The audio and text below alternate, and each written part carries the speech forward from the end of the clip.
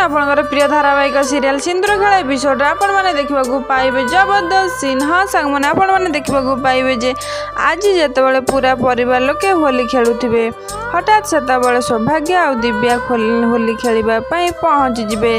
तापर सौभाग्य अन्नी को देखी दियंती से आद्या अन्नी को सांगरे धरिकी आसे।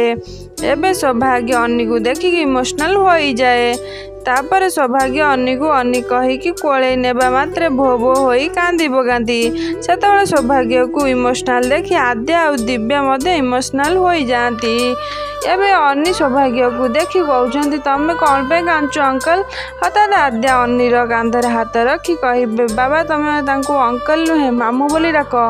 एबे अन्नी कहे मामू किंतु कहीं से अन्नीर कथा शुणी समस्ते आश्चर्य हो जाती। तो फ्रेंड्स आपण मानू कौन लगुच आज आद्या कौन अन्नीर यही प्रश्नर उत्तर दे पार जदि हाँ कमेंट रे बोल लिखु।